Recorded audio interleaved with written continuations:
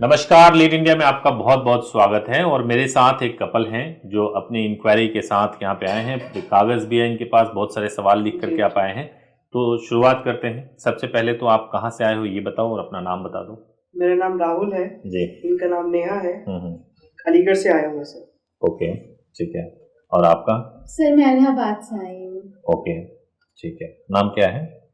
नेहा नाम है मेरा। नेहा नाम है, ठीक है जी। बताइए क्या क्वेश्चन है? क्वेश्चन तो सर बहुत है जी। दिमाग में, मतलब ट्रैवलिंग के वक्त भी क्वेश्चन बहुत चल रहे थे। हाँ। यहाँ तक कि मेरी फ्यूचर वाइफ भी क्वेश्चंस लिख के आई गए, सारे हाँ। क्वेश्चंस A to Z लाई हैं। कोई बात नहीं, आप अपने एक एक सवाल पूछो। सर देखिए, मैं ना काफी परेशान हूँ। एक्चुअली मेरे घर की तरफ से ना काफी इश्यूज आ रहे हैं इनको। आगे आप इनसे पूछ लीजिए। सर सबसे पहला सवाल मेरा ये है कि इनके जो बड़े भाई हैं वो मुझे गोली मारने की धमकी देते हैं। अच्छा जी, तो मैं क्या करूँ सर? अब इसमें मेरे को कॉल भी आती है। कितने टाइम से धमकी दे रहे हैं? मतलब लगातार धमकी देते हैं ऐसा? मतलब लगातार तो नहीं, जब से पता चले कोर्ट मैरिज करने वाले हैं, रिलेशनशिप में हैं। क्या करते हैं वो? उनका अपना काम है सर। अच्छा, ठीक है। देख, कोई उनका ऑडियो रिकॉर्डिंग वगैरह है कुछ आपके पास में? हाँ सर, मैंने आपकी वीडियो देखकर ही सारा काम किया है, वॉइस कॉल। अगर कोई भी व्यक्ति ऐसे धमकी देता है कि गोली मार दूंगा, जान से मार दूंगा, तो आप पहले तो उसकी रिकॉर्डिंग आप जरूर करो। बहुत जरूरी है, उसकी रिकॉर्डिंग होनी चाहिए। और पुलिस कंप्लेन अगर करेंगे तो पुलिस उनको सबक सिखाएगी। तो इसलिए आपको हर हाल में इसकी रिकॉर्डिंग रखनी है। और अगर धीरे धीरे जैसे हमारी बात बढ़ेगी, जो आप सवाल पूछोगे, मैं आपको एक एक चीज एक्सप्लेन करूंगा कि आप कैसे प्रोटेक्शन लेंगे और किस तरीके से जो है आपकी मैरिज सेफली और सही तरीके से हो सकती है, और कैसे क्या करेंगे जिससे कि जो है आप अपने पेरेंट्स के इस तरह के जो है धमकियों से भी बच सकते हैं, है ना। आपको कैसे डील करना चाहिए, सब कुछ मैं बताऊंगा आपको। अपने सवाल पूछते जाइए, उसमें बहुत सारी चीजें क्लियर होंगी। शादी करने के बाद हम ऐसा कर सकते हैं कि एक वीडियो बना के हम थाने में डाल दें? और नहीं, शादी के बाद से वीडियो बना के थाने में कैसे दोगे? देखो, मेरा ऑब्जेक्टिव ये है, मैं चाहता ये हूं कि आप लव मैरिज भी अगर करते हो ना, पेरेंट्स को छोड़ के, तो 6 महीना साल भर के बाद वो अरेंज की तरह रिलेशन हो जाना चाहिए। आप भी राखी पे अपने घर जाओ, भाइयों को राखी बांधो, ठीक है, और वो भी आपके पास में जो पर्व त्योहार होता है वो आए, आपका रिश्ता पहले की तरफ बना रहे, है ना। तो हमें कहीं पर भी ऑफेंड करने वाला कोई एक्शन नहीं लेना है, कहीं पर भी अपने पेरेंट्स को नाराज करने वाला एक्शन नहीं लेना है। मैंने देखा है कई बार कि क्या होता है कि भाई पेरेंट्स ने कहा कि तुम जो है सो अब मेरे लिए कुछ नहीं हो, और सामने से लड़की ने भी बोल दिया कुछ ऐसे उल्टा सीधा। ये सब चीजें नहीं करनी है। और आप समझ लो कि अगर आपकी अपनी बेटी भाग रही होती और कोई लड़का भगा रहा होता, अभी तो आप अनमैरिड हो, शादी होगी तो बच्चे भी होंगे, तो आप भी हो सकता है धमकी दे। मैं बढ़ावा, इस चीज का बिल्कुल बढ़ावा नहीं दे रहा हूं कि ऐसा करना कोई सही चीज है, लेकिन ऐसा हो सकता था कि आप भी देते। तो आप इतना ही समझो कि अभी वो इनसिक्योर हैं कि आप उनकी बहन को सही तरीके से रख पाओगे या नहीं रख पाओगे शादी होने के बाद से। जब आप सही तरीके से रखेंगे तो उनके मन को संतुष्टि मिल जाएगी, है ना। बाकी प्रोसेस से रिलेटेड जो भी आपके सवाल है पूछे। सर प्रोसेस तो मुझे समझना है आपसे सारा, लेकिन उससे पहले मैं जानना चाहता हूँ जो इनके जो बयान वगैरह होंगे आर्य समाज में, कोर्ट में, वो सारे जो बयान वगैरह होंगे, सिग्नेचर्स वगैरह, आप सर्टिफिकेट्स पे कुछ ऐसा होता है, क्या होता है? सब जगह थंब का निशान लगता है, सिग्नेचर्स होते हैं, विटनेस के साइन होते हैं, मतलब मजिस्ट्रेट वगैरह जो होते हैं डायरेक्ट हमसे सवाल पूछते हैं क्या? वो आपसे भी पूछ सकते हैं, आपसे भी पूछ सकते हैं, लेकिन आपके जो स्टेटमेंट होते हैं वो एफिडेविट के ऊपर होते हैं, जिससे आप मुकर नहीं सकते। वो जाते हैं मैरिज रजिस्ट्रार के साथ। अच्छा, मुझे सर एक चीज बताइए, हम जैसे कुछ गलत करना बैठे तो प्रोसेस मुझे थोड़ा सा क्लियर करो प्लीज। देखो, प्रोसेस सिंपल सा है। पहले आपकी आर्य समाज में मैरिज होगी, पहले आपकी बुकिंग होगी, सबसे पहला काम। बुकिंग होने के बाद से मेरा पर्सनल नंबर आपको मिलेगा। वो इसलिए मिलेगा ताकि आपको कोई इश्यूज हो तो आप कभी भी मेरे से बात कर सको। ठीक है सर, आप मुझे पहले बताइए कि हिंदू मैरिज एक्ट है क्या? हिंदू मैरिज एक्ट जो है हमारे देश का एक कानून है, जिसको बनाया गया है कि यदि कोई भी हिंदू, जैन या बौद्ध या सिख, ये लोग अगर शादी करना चाहते हैं तो इस एक्ट के माध्यम से शादी कर सकते हैं। ये एक्ट जो है वो शादी को डील करता है, डिवोर्स को डील करता है, मेंटेनेंस को डील करता है। तो ये सभी चीज़ें जो है हिंदू मैरिज एक्ट के तहत है।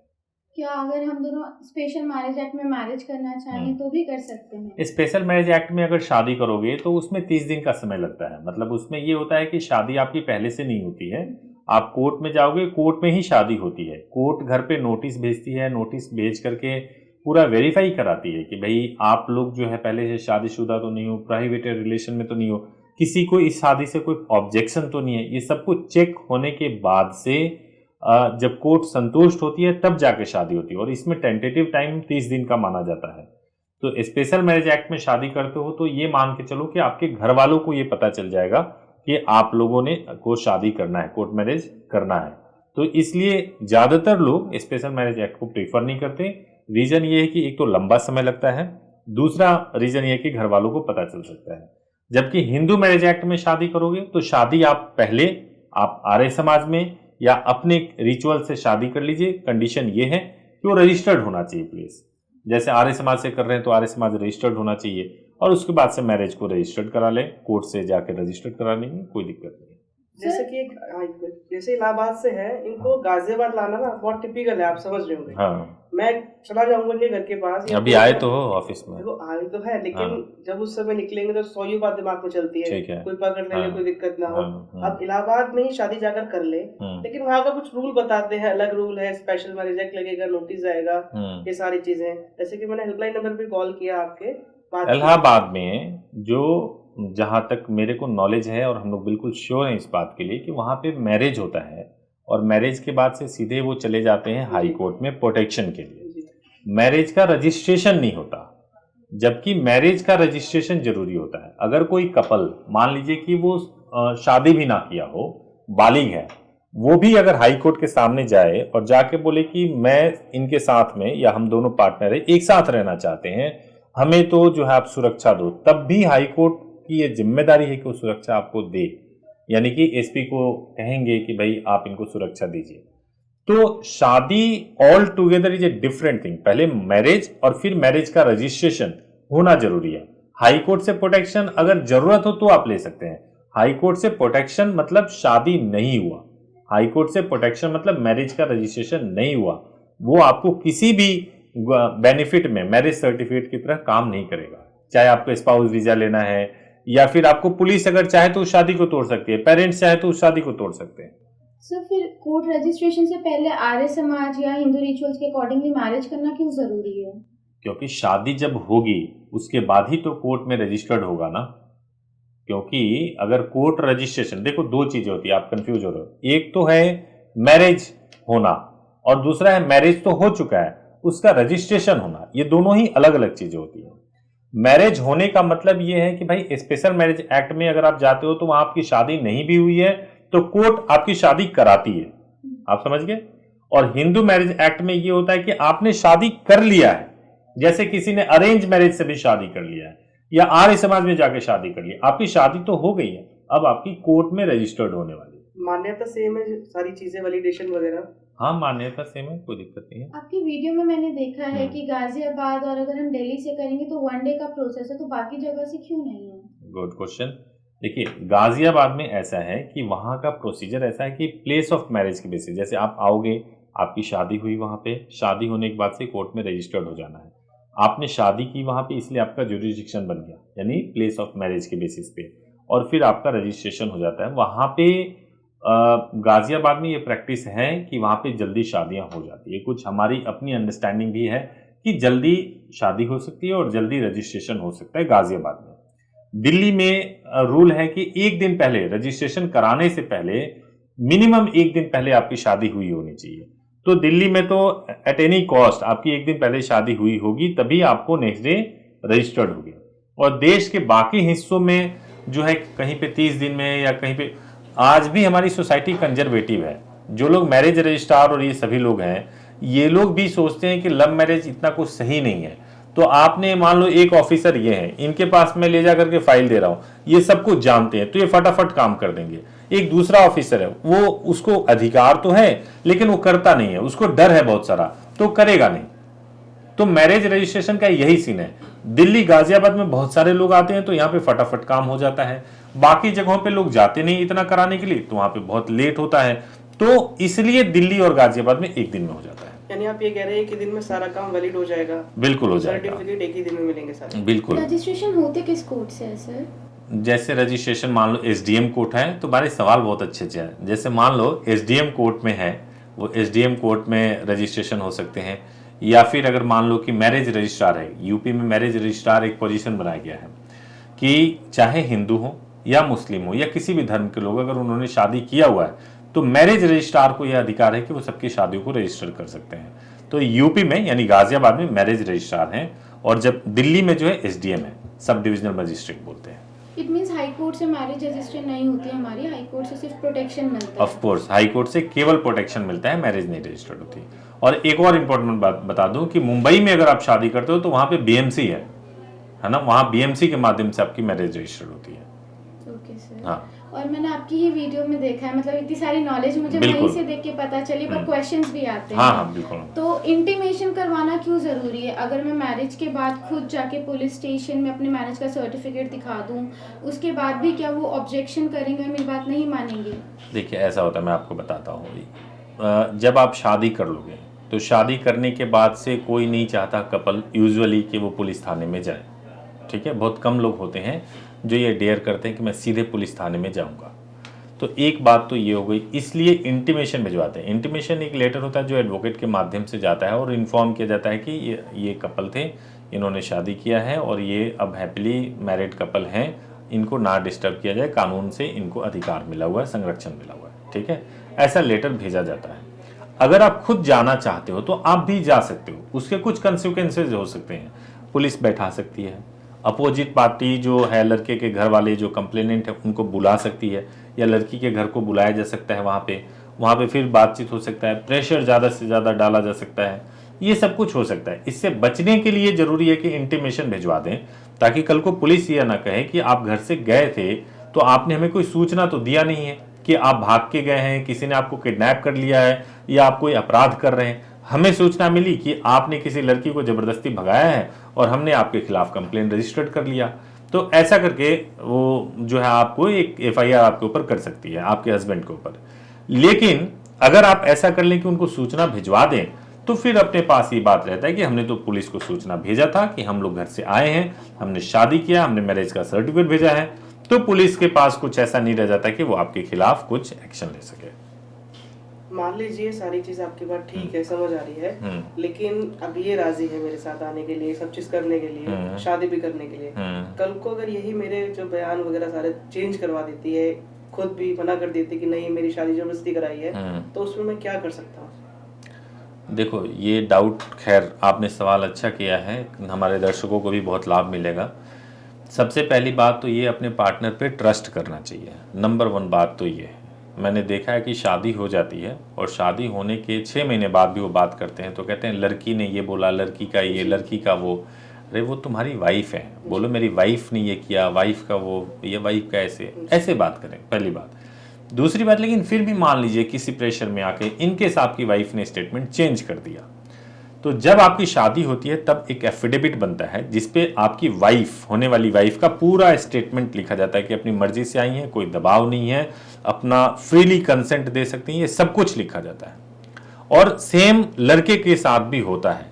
तो बाद में अगर आप स्टेटमेंट चेंज भी कर लोगे तो कोई फर्क बिल्कुल भी नहीं पड़ेगा, वो शादी तो नहीं टूट सकती, ना ही लड़के के खिलाफ कोई एफआईआर हो सकता है, ना ही लड़के को ये दावा कर सकते हो कि भाई आपने शादी फर्जी तरीके से हो गई और ये शादी टूट जाए। ऐसा बिल्कुल भी नहीं हो सकता। और जो पेरेंट्स ऐसा करते हैं वो अपने बच्चों की जिंदगी खराब करते हैं, क्योंकि शादी एट एनी कॉस्ट नहीं टूटेगी, वो साबित कर देंगे। उसमें गवाह के तौर पे पंडित जी होते हैं, मैरिज रजिस्ट्रार होते हैं, अलग से 2 और गवाह होते हैं। सभी लोग बताते हैं कि शादी के टाइम पे लड़की बिल्कुल ठीक थी और कोई दबाव नहीं था, तो उसके बयान बदलने से कुछ नहीं होता। सर अगर मैरिज के बाद और इंटीमेशन के बाद भी मेरी फैमिली इनके घर जाके इनकी फैमिली को परेशान करे, तो तब भी क्या पुलिस वाले उनकी पुलिस कंप्लेन है, इजी है कि आपके पेरेंट्स बोलेंगे कि भाई अगर आप चाहते भी, आपके पेरेंट्स अगर चाहें भी, मान लीजिए आपके पेरेंट्स इनके घर जा रहे हैं तो इनके पेरेंट्स बोल सकते हैं कि अगर ये चाहते भी तो भी अपने लड़के को नहीं रोक सकते थे शादी करने से।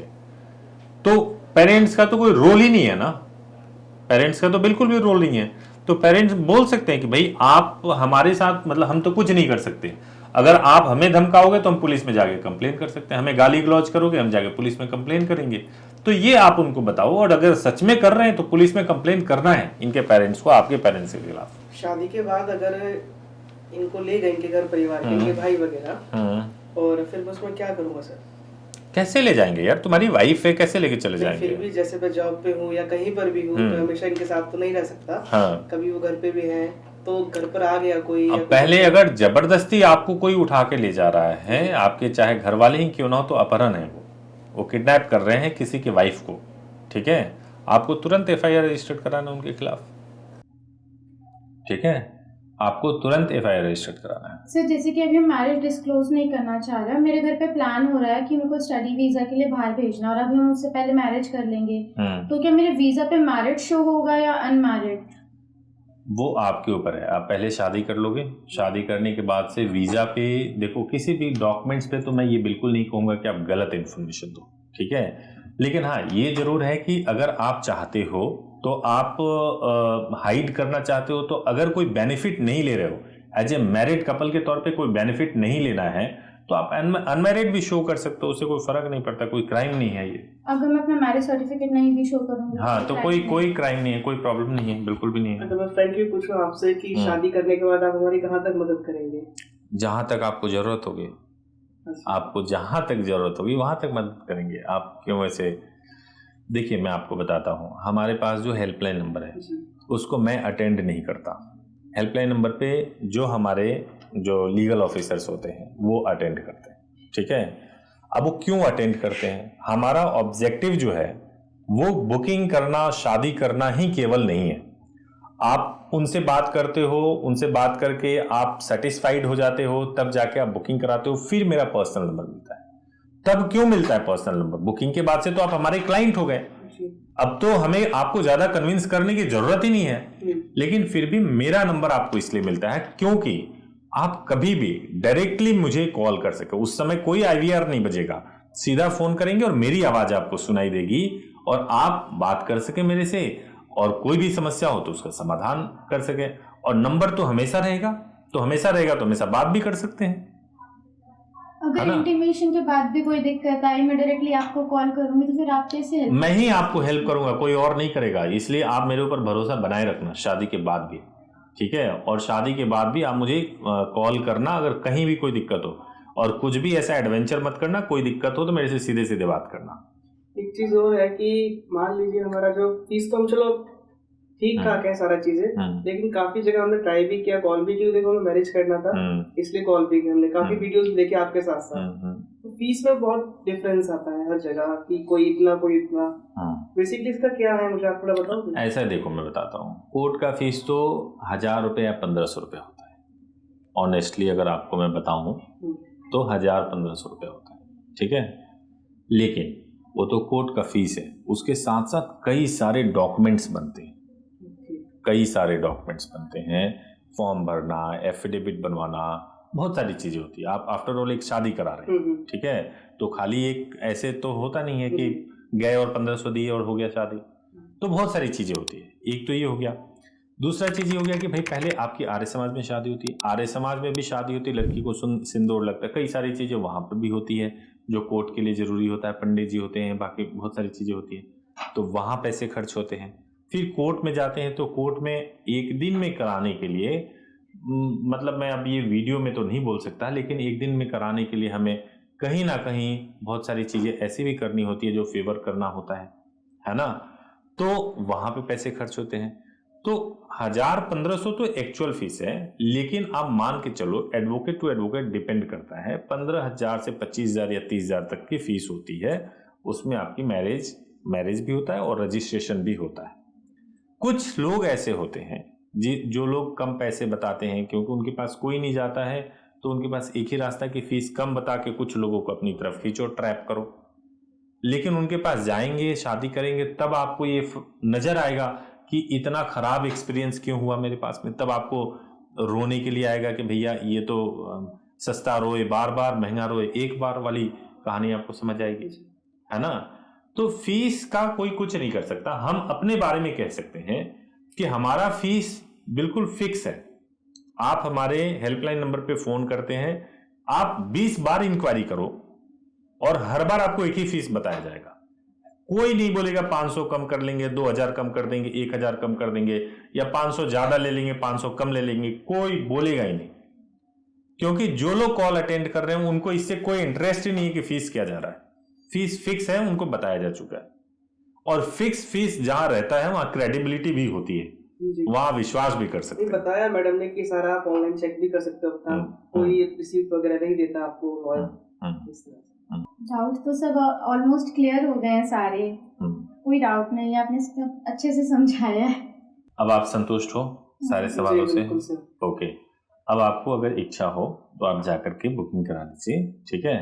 नंबर मिल जाएगा आपको, जब चाहें आपको जो भी समस्या होगी मेरे से बात कर लीजिएगा, आने से पहले बात कर लीजिएगा। और एक बात जरूर ध्यान रखिएगा, dalila.in THELILA.in है, वो एड्रेस आपको वेबसाइट का लिख के मिल जाएगा।